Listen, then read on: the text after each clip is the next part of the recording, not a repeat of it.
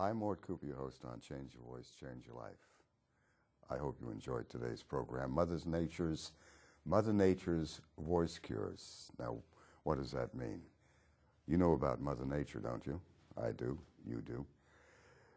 The medical profession today, worldwide, on its websites, says there are no cures of certain types of voice problems called the strangled voice. Robert Kennedy Jr. has it. Diane Rehm of NPR Radio has it.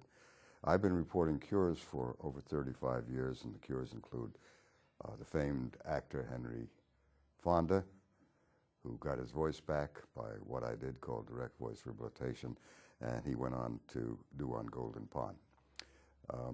Shadow Stevens, the national TV personality, he got his voice back from the strangled voice by what I do called direct voice rehabilitation. It's Mother Nature's answer.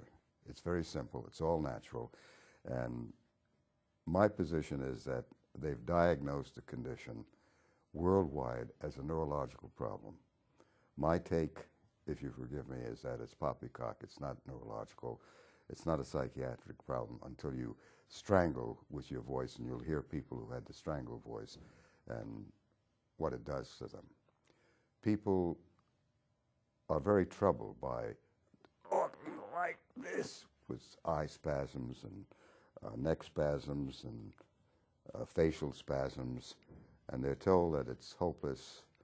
Dr. Doom, Doom, and Doom. It's come down to the fact that the medical profession dooms those who suffer this condition, whereas Mother Nature's cures, which what I do for 35 years plus, reveals that spasmodic dysphonia, the strangled voice, is curable by Mother Nature's all-natural approach. The medical profession has a very simple oath. It's called a Hippocratic Oath. And it says, do no harm and natural healing. Meanwhile, they're doing very draconic intervention with Botox, Bo for botulinum and tox for toxin. It's one of the world's most deadly poisons, if not the most deadly poison, in undiluted form. It's used in therapeutic form for patients 1 to 2 to 3 or 4 times, 5, 6, 7, 8, 9, 10 times a year, 4 to 10 times a year, according to Dr. Gerald Burke, the chairperson of the Head and Neck Division, UCLA Medical Center. I served there on the staff and faculty some years ago under Jack Pressman, and we turned out remarkable cures of various types of voice problems. After I left the medical center, I found out the answer to spasmodic dysphonia, the strangled voice. It's caused all naturally by talking wrong. What am I to do in a profession, practicing what I do, trying to tell people that there is another approach to spasmodic dysphonia other than draconic Botox for life? It's 4 to 10 Botox shots a year. Every year for life. Cost is maybe $1,000, $2,000, $3,000 or $4,000 a Botox shot. They're well-intentioned, but perhaps they're on the wrong road. Join with me. My take is they are on the wrong road. They've been on the wrong road for over 135 years since a fellow by the name of Ludwig Traub, in 1871, called the condition nervous hoarseness, and it was later called spastic dysphonia. It's called spasmodic dysphonia today, the strangled voice. What I want to do is tell you what I do, how I help cure it by Mother Nature's approach. When I see the patient who comes in and calls me, I get them to give me a history of how long they've had the problem, what their experience has been with medical people or non-medical people, and I listen to their voices. The history, the evaluation is very important, because when they come in talking like this, I record them on the phone with their permission. And I listen to them. They talk like this. All strangled voices talk in the lower throat, the medical profession, and I agree on that. The medical profession says it is a problem of neurology. And I say it can't be a problem of neurology because I can't cure a neurological problem.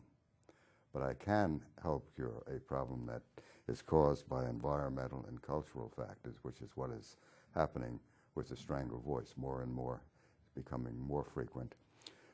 The people in the medical profession believe there are 30,000 people with this condition in this country. I say poppycock to that because I estimate it's 1% of the population, about 3 million in this country alone.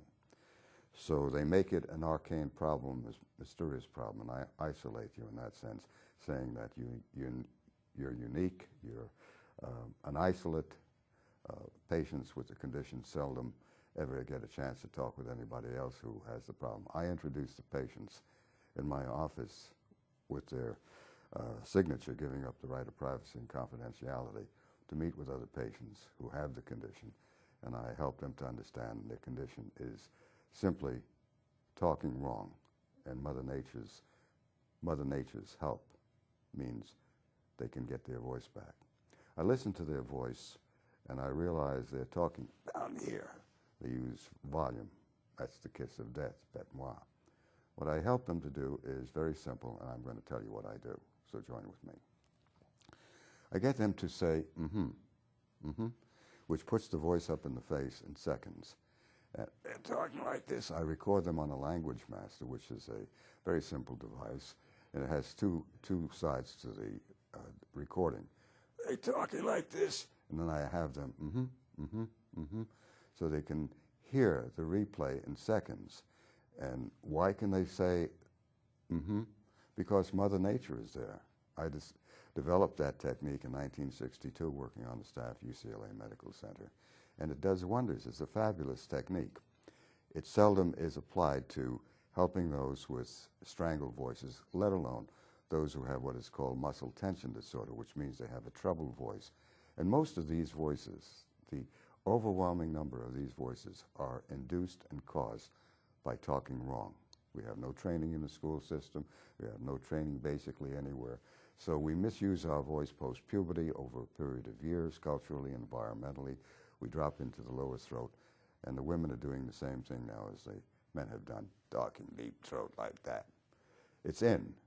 Unfortunately, it's causing a fallout of voices to the extent that they have serious problems, and they wind up from talking wrong to winding up with spasmodic dysphonia. My take is that spasmodic dysphonia, the strangled voice, is caused by ongoing misuse of the speaking voice. The medical profession worldwide on its website says that that's not true. It's simply that they have a neurological problem, a dystonia, a basal ganglia dysfunction, a chemical imbalance in the brain, a gene-related problem, a molecular problem, this and that and so forth. It goes on and on. The theories have never reported one single cure in over 135 years in the medical field, not one. Speech therapy has not worked. It's indirect. Drink a lot of water, use 8 sounds, do this and that, don't drink coffee, and your problem is related to acid reflux, which I don't find true at all. Clinically, I've tested that thesis, and it's failed. So what I do is I listen to the patient when they come in. I'm taking the history, and I ask them what treatment they've had, and has it helped them. Often they've had Botox botulinum toxin, which is the modus operandi for today's treatment of spasmodic dysphonia, called the state-of-the-art and treatment of choice. The Allergan Botox company guarantees in writing through its basically funded National Spasmodic Dysphonic Association, there are no cures in writing. An Allergan Botox company says the same thing. The medical profession on its website says there are no cures. They guarantee no cures in writing. So I am the oddball who's reporting cures. I'm going up to UC San Francisco. I was there in 1998. And I'm reporting on how I help cure the so-called hopeless voice problem.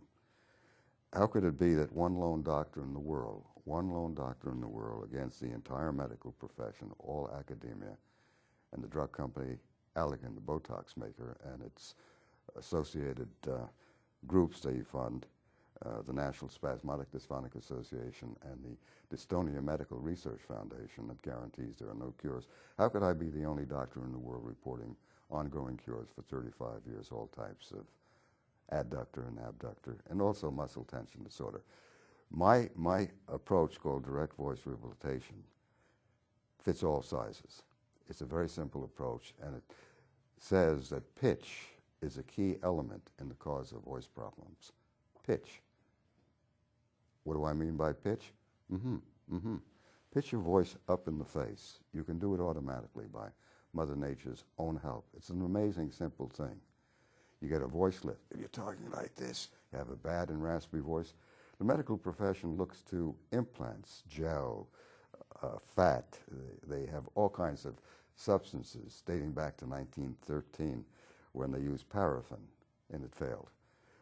These implants, from my experience, are all too often ineffective. They don't deal with what is called the voice identity and the voice image, which means that I find the cause of these bad, raspy, and strangled voices is simply that you have an inner voice which you're using, which directs you, and it's the wrong voice that you're using outwardly because you're inner directed. And nobody seems to scratch the surface or look to the cause of why you're talking with a raspy voice or a strangled voice. The answer is very simple. You don't know better. You have no training, and you're flying blind with your voice. We will play a 7-minute tape for you, so you can DVD, so you can hear cures before and after. Tune into it. Now, what I do in the evaluation is get the patient to understand that they're not hopeless, they're not doomed, they're not incurable. They're simply misinformed and misled. And their prognosis in my office is good to excellent if they fully cooperate. What do I need them to do? I need them to take the voice out of the lower throat. I need them to hum the first bar of Happy Birthday. It's all Mother Nature. You can feel the buzz up there. It's unfamiliar to the patient, and they react to it negatively at first because it doesn't sound right, doesn't feel right. And they can look on a voice mirror, which is a very simple device which I use in the office, which shows them the pitch of their voice. Basically, they're talking too low in pitch, basically. Some are talking too high, and I bring them down, others too low. What I use to determine all of that is their laugh. Your voice, your real voice, is your laugh, believe it or not. It's Mother Nature. It's that you talk too low. When you laugh, that's your real voice, believe it or not. But physicians and academicians don't really tune into it. For one reason or another, they don't listen to Mother Nature. And if you don't listen to Mother Nature, you're going to get a whammy. Patients, when told their laugh is their voice, are surprised. And they also say that their voice is clear when they talk on the laugh or off the laugh. Yes. If you hum the first bar of Happy Birthday, just hum it. All naturally, all naturally. Nobody tells you where to hum. Your voice goes up into the face. Talk in your face if you have a troubled voice. Talk in your face, and I call it the saving grace. All good and great voices are up in the face, believe it or not. They have a remarkable buzz to their voice. You're hearing it in my voice. I help patients to relate to the new voice by explaining how I got out of a very serious voice problem called spasmodic dysphonia, and it took me a period of years. In the process, I got a PhD. I was told my voice problem was hopeless. 12 MDs couldn't help me. 4 speech therapists couldn't help me. A teacher of singing couldn't help me. There must be another answer, and I sought it and found it. When one doctor finds the answer to what the establishment, the medical establishment, and the academic establishment and the drug establishment guarantee in writing there are no cures, all hell breaks loose. Let's take a listen to cures.